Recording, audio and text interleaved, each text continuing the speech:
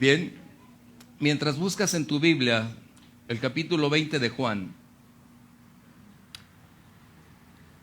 la condición de la vida cristiana es el resultado entonces de reconocer quién es Jesús, de aceptar su obra consumada completamente en la cruz del Calvario, de una entrega, de un amor incondicional que abrazó lo peor de ti, lo abrazó lo peor de mí, porque su amor fue capaz de hacerlo.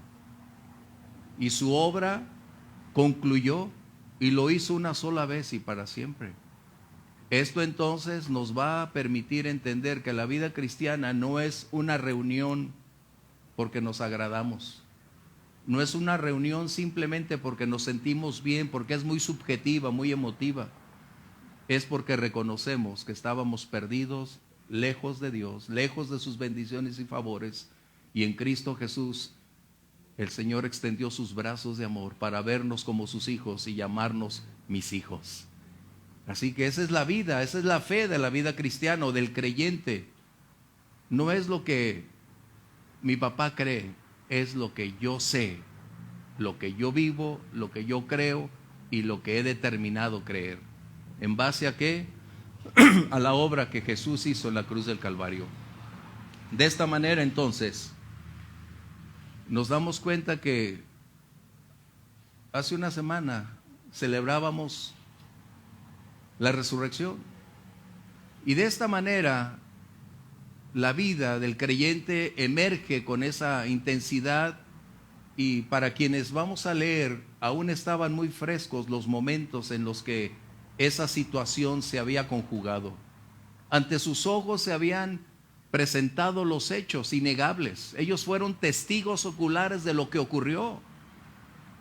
Ellos representaban a ese selecto grupo que Jesús había elegido, no solo para instruirles y enseñarles, sino ahora para ser los proclamadores, los continuadores de su obra. Y requerían entonces tener ese momento íntimo con Jesús. La resurrección, o después de la resurrección, tiene efectos en diversas personas de una manera distinta. Para muchos hoy la resurrección quedó atrás y volvemos a la rutina, al problema, al conflicto, a las circunstancias. Y este es el punto que necesitamos tocar hoy, que es imperativo darnos cuenta que no vivimos por circunstancias, que no dependemos de los días, sino que somos ahora creyentes que confían en aquel que está sentado en gloria y majestad, que está intercediendo ante el Padre por ti en lo individual, que está rogándole al Padre para que nosotros seamos bendecidos en cada área de nuestra vida. Está alguien allá en los cielos a favor nuestro. Gracias, Señor. Gracias. Y eso es lo más glorioso que tú y yo podemos tener. Así que acompáñame, por favor, a leer los versos 26 al 29. Te voy a invitar, si nos ponemos de pie, si puedes hacerlo. Te voy a invitar, si lo leemos de una manera alternada, y me permitas leer, por favor, el verso 26, ustedes el 27, y nos unimos en el 29. Verso 26. 8 días después, estaban otra vez sus discípulos dentro y con ellos Tomás. Llegó Jesús estando las puertas cerradas y se puso en medio y les dijo: paz a vosotros. Permíteme aquí, él les dijo: Shalom Alejem. Esa palabra no solo habla de paz, habla del bienestar completo en cada creyente. Y los discípulos contestaron: Alejem Shalom, es decir, la paz sea sobre ti. Por favor, el verso 27.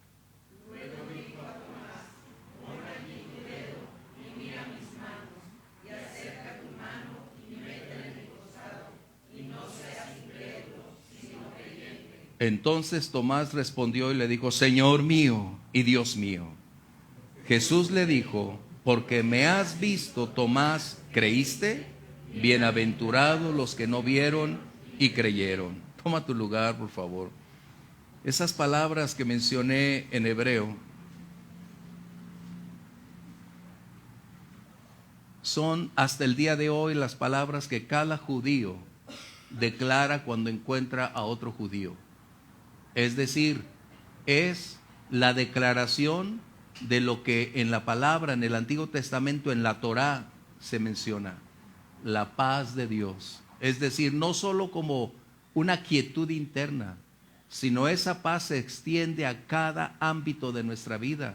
En cada renglón es el bienestar, la vida plena, la vida abundante que Dios da a aquellos que caminamos con Él.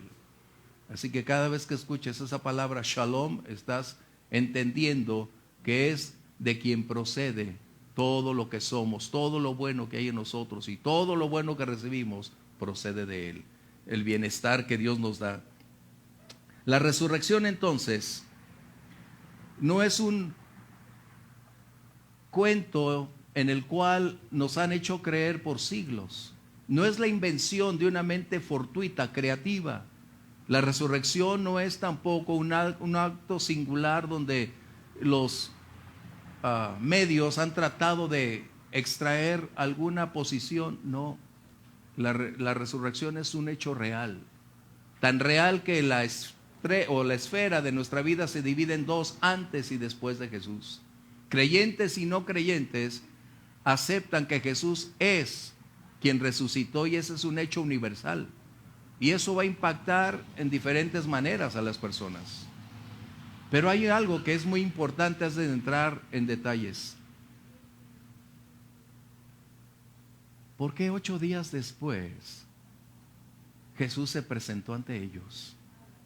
¿Te has preguntado eso? ¿Por qué no fue la continuidad de lunes, martes y sucesivamente?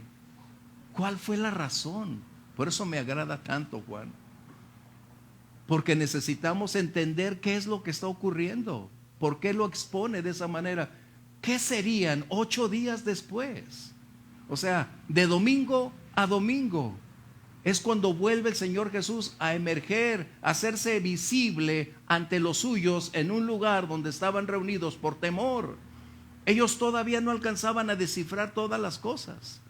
Pero la pregunta es, ¿por qué Jesús elegiría presentarse ante ellos 8 días después? Wow.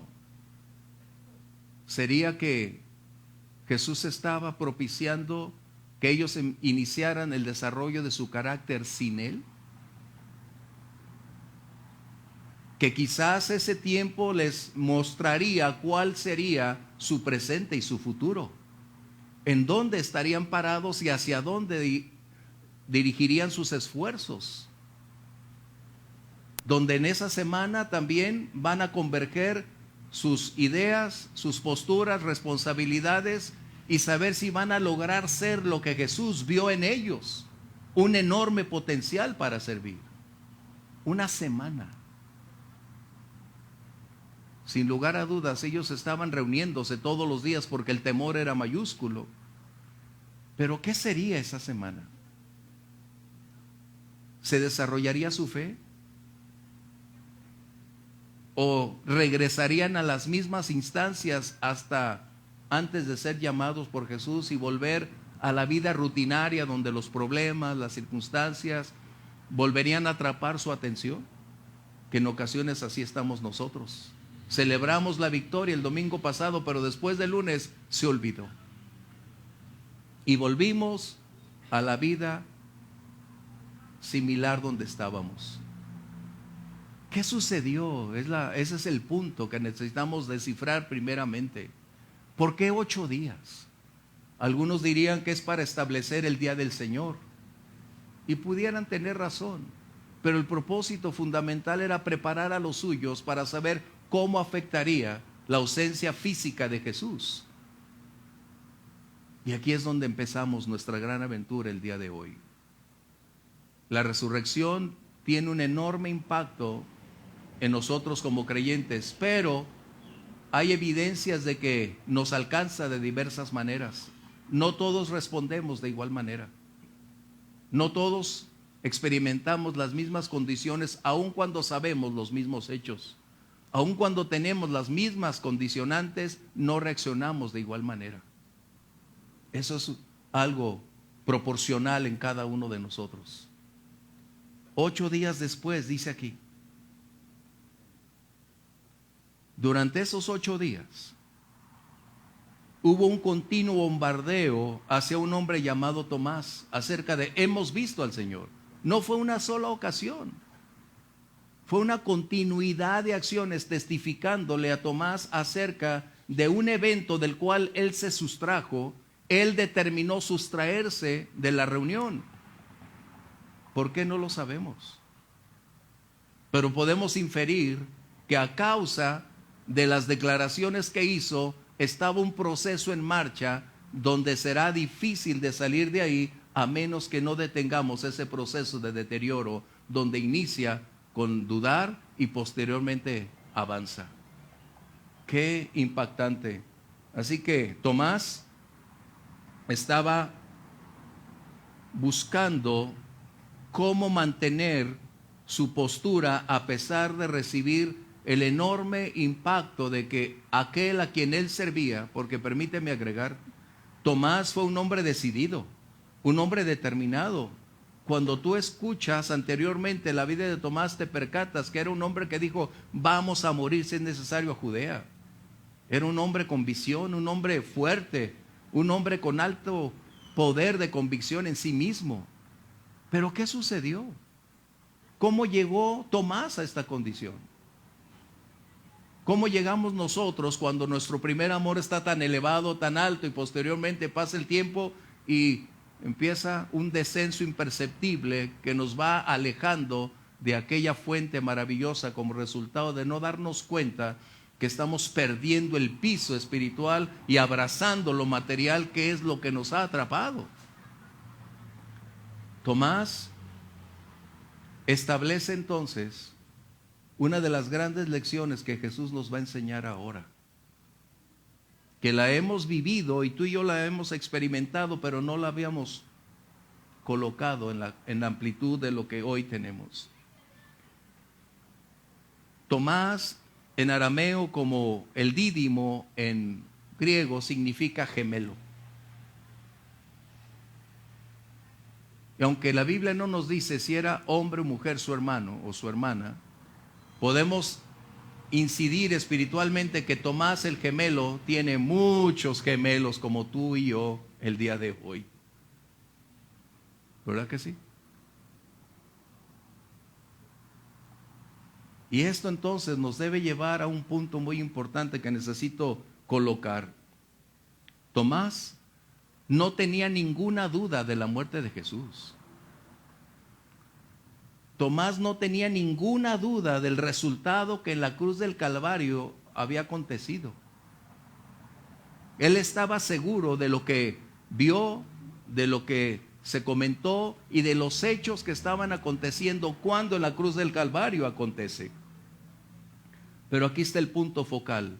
Tomás rechazó a creer en la resurrección.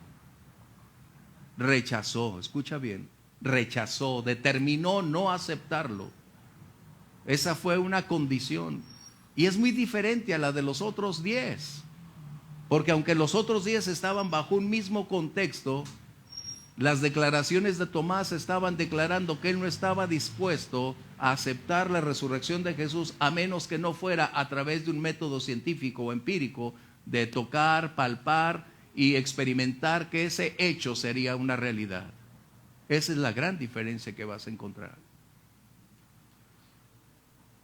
Los otros 10 tenían dudas, estaban en conflicto.